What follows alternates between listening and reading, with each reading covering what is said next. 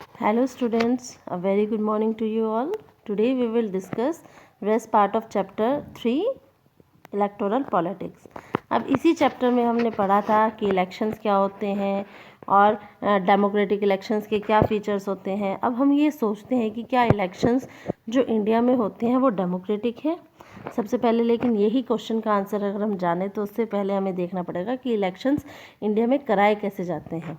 जैसे कि हम जानते हैं लोकसभा और विधानसभा, दो सभा होती है ना, लोकसभा और विधानसभा, ये दो असेंबलीज होती हैं जहाँ पर कि इलेक्शंस हर 5 साल बाद होते हैं। इसमें जो भी इलेक्टेड रिप्रेजेंटेटिव होते हैं, जो भी हम चुनते हैं अपनी तरफ से, तो उनका 5 साल बाद उनका टाइम पीरियड ख़त्म हो जाता है। उसके बाद क्या आता है, इसका मतलब है कि लोकसभा या विधानसभा 5 साल बाद, हर 5 साल बाद डिसॉल्व होती है। इलेक्शंस जो होते हैं इन्हीं कॉन्स्टिट्यूएंसीज में से एक ही टाइम पे होते हैं और सेम डे भी हो सकते हैं या फिर कुछ दिन के अंतराल में भी हो सकते हैं। इनको हम बोलते हैं general elections. Sometimes elections is held only for one constituency to fill the vacancy caused by death और रेजिग्नेशन ऑफ अ मेंबर। कई बार ऐसा भी होता है कि इलेक्शंस जो होते हैं सिर्फ एक ही constituency just like an area, clear. तो एक ही कॉन्स्टिट्यूएंसी में भी हो सकते हैं किसी एक वैकेंसी को फिल करने के लिए, मे बी किसी मेंबर की डेथ हो गई हो या उसने रेजिग्नेशन दे दिया हो। इसको बोलते हैं बाय इलेक्शंस। जब बीच में कभी इलेक्शंस करा लिए जाते हैं ना एक ही कॉन्स्टिट्यूएंसी में, या तो उसको बोलते हैं बाय इलेक्शंस। ऐसी कंडीशन में जो भी इलेक्शंस होते हैं उनको बोलते हैं बाय इलेक्शंस। लेकिन इस चैप्टर में हम जनरल इलेक्शंस की बात करेंगे।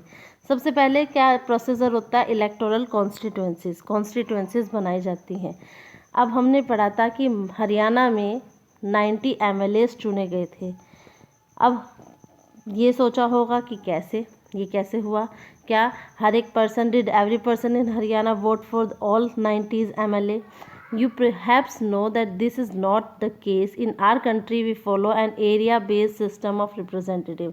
हमारे कंट्री में एरिया बेस्ड सिस्टम होता है कि एक एरिया को एक कॉन्स्टिट्यूएंसी मान लिया जाता है और एक एरिया से हर एक रिप्रेजेंटेटिव चुना जाता है। The country is divided into different areas for purpose of election. एक देश को अलग अलग एरियाज़ में डिवाइड कर दिया जाता है, या एक देश को मतलब डिवाइड कर दिया जाता है, उसमें छोटे छोटे एरियाज़ बनाए जाते हैं। किसके पर्पस के लिए? इलेक्शंस के पर्पस के लिए, कि पर्टिकुलर एक एरिया में एक कैंडिडेट को चुनने के लिए हम क्या करते हैं, क्या कर लेते हैं बेटा, कुछ एरियाज़ इस तरीके से कंट्री को एरियाज़ में डिवाइड कर देते हैं एक तरीके से कंट्रीज़ को। इन्हीं एरियाज़ को बोलते हैं इलेक्टोरल कॉन्स्टिट्यूएंसीज। जो वोटर्स होते हैं एक एरिया के, वो उसी एरिया के रिप्रेजेंटेटिव को वोट देते हैं, क्लियर। जैसे कि अगर हम हरियाणा की बात करें, हरियाणा में हमने 90 MLAs चुने। इट मीन्स हरियाणा को 90 एरियाज़ में डिवाइड कर दिया और हर एक एरिया का एक MLA चुन लिया गया। For Lok Sabha elections the country is divided into 543 constituencies.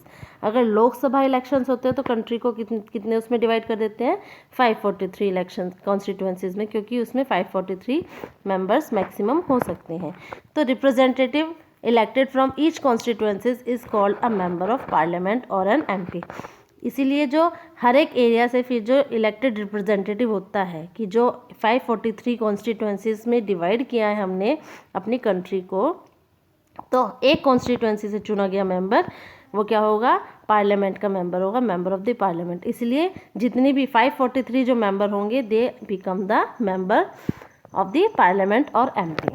One of the features of a democratic election, ये इसमें जो मेन फीचर है डेमोक्रेटिक इलेक्शंस का वो यही है कि every vote should have equal value, की हर एक वोट की, एक पर्सन के पास एक वोट होती है और एक वैल्यू होती है ना, तो इट मीन्स कि हर एक वोट की वैल्यू बराबर होती है, किसी की वैल्यू डिफरेंट नहीं होती। इसीलिए हमारे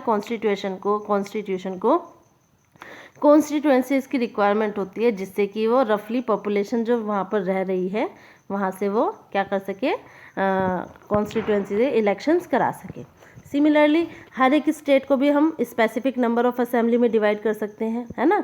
जैसे मैंने हरियाणा की बात की गई है, अगर मान लो हरियाणा में इलेक्शंस कराने हैं तो ऐसे भी हो सकता है कि हरियाणा को हम उतनी कॉन्स्टिट्यूएंसी में डिवाइड कर दें जितने की हमें मेंबर चाहिए।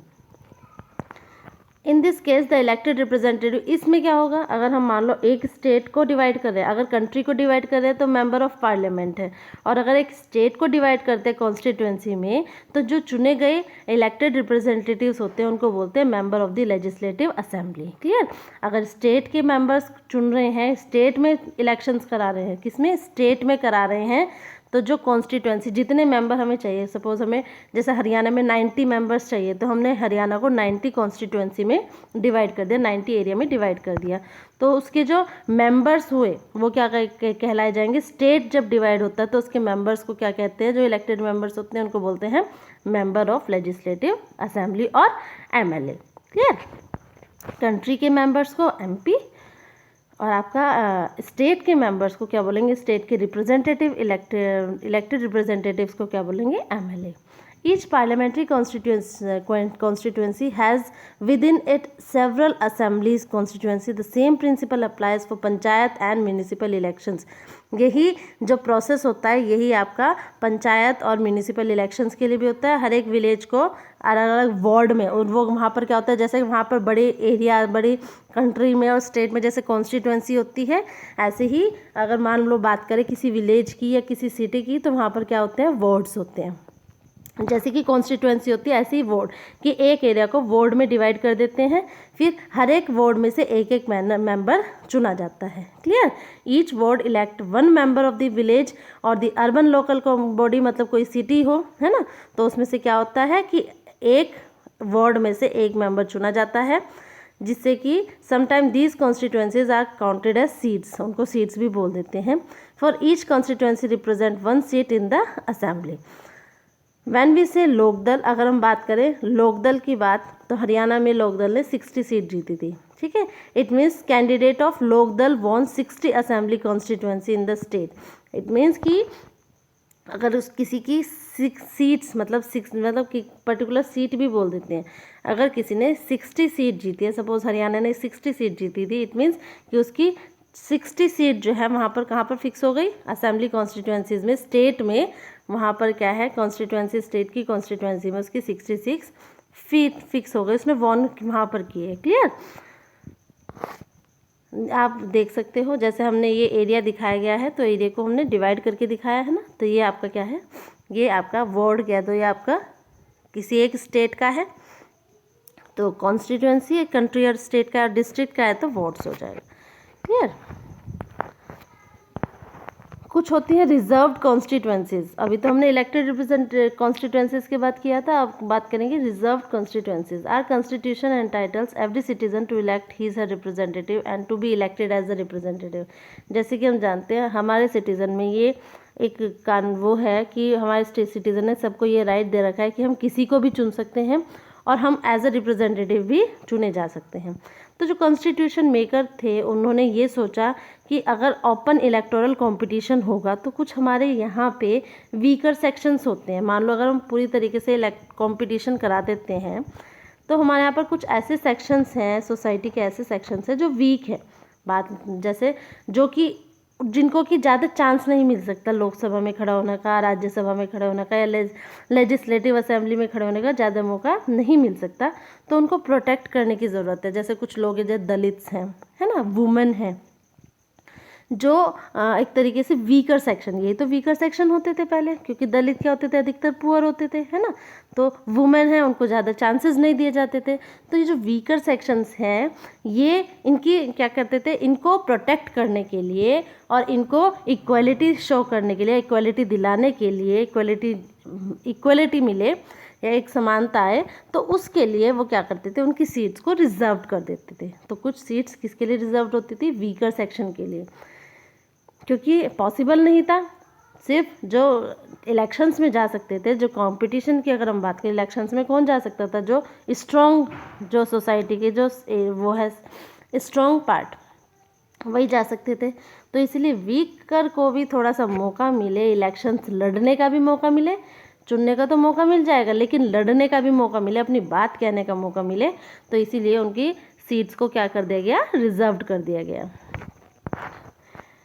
इट मीन्स अगर बात करें जैसे पंचायत में 1/3 सीट जो होती है वो वुमेन की रिजर्व्ड होती हैं। हर एक एरिया में, हर एक उसमें 1/3 सीट वुमेन की रिजर्व होती हैं। इट मीन्स कि वहाँ पर वुमेन की ही सीट होगी, कोई वहाँ पर मेल नहीं जाएगा। जो 1/3 सीट वुमेन की है, अब वुमेन में कंपटीशन हो सकता है कि कौन जीतेगा, अदरवाइज जो सीट वुमेन की है वो वुमेन की ही रहेगी। कोई मेल वहाँ पर नहीं उसमें सीट पर अपने इलेक्शंस जीत करके बैठ सकता है। दोज हु आर इन्फ्लुएंसर, तो पहले क्या सोचते थे कि जो जिनका इन्फ्लुएंस है, जो जिसके पास पावर है, वो क्या कर सकता है, अपने आप को इलेक्शंस जिता सकता है। अगर ऐसा होता है, अगर मान लो कि पावरफुल पर्सन या जिसका इन्फ्लुएंस है, जिसके पास पावर है, जो एजुकेटेड है, कि सिर्फ अगर वही इलेक्शंस जीतेगा तो वो क्या होगा, पार्लियामेंट और असेंबलीज में क्या होगा कि जो सेक्शन ऐसा है, जो वीकर सेक्शन है, पॉपुलेशन का जो वीकर सेक्शन है, उसकी आवाज़ पार्लियामेंट तक नहीं जा सकती है ना, क्योंकि लॉ मेकिंग बॉडीज़ ये लॉ तो वहीं पे बनते हैं ना, तो वहाँ तक जब वो आवाज़ नहीं जाएंगी तो क्या होगा, इससे इनइक्वालिटीज़ क्रिएट होंगी। और साथ ही हमारी कंट्री कैसी बनेगी, कम डेमोक्रेटिक और कम लेस रिप्रेजेंटेटिव हमारे यहाँ पर होंगे। इसीलिए मेकर्स ऑफ द कॉन्स्टिट्यूशन, जिन्होंने कॉन्स्टिट्यूशन बनाया, उन्होंने एक ऐसा सिस्टम बनाया, एक स्पेशल सिस्टम बनाया रिजर्व कॉन्स्टिट्यूएंसीज का। किसके लिए बनाया ये सब, वीकर सेक्शन के लिए बनाया। क्लियर, जो वीकर सेक्शन थे सोसाइटी के लिए, उनके लिए क्या किया गया, उनके लिए एक स्पेशल सिस्टम बनाया गया रिजर्व्ड कॉन्स्टिट्यूएंसी का, कि तुम्हारी सीट रिजर्व है, तुम्हारी सीट पर कोई नहीं आ सकता है, तुम्हारी सीट कोई ले नहीं सकता। Some constituencies are reserve for people who belong to schedule caste and schedule tribe. In scheduled reserve constituency only someone who belongs to scheduled caste can stand for election। अगर बात आती है कि जो सीट शेड्यूल कास्ट या schedule tribe के लिए specially इन्होंने रिजर्व की गई थी, तो जो सीट शेड्यूल कास्ट या शेड्यूल ट्राइब की है, सिर्फ वही पर्सन जो शेड्यूल कास्ट का है, शेड्यूल ट्राइब का है, सिर्फ वही पर्सन उस सीट के लिए इलेक्शन लड़ सकता है। ठीक है, और कोई उस सीट के लिए इलेक्शन नहीं लड़ सकता।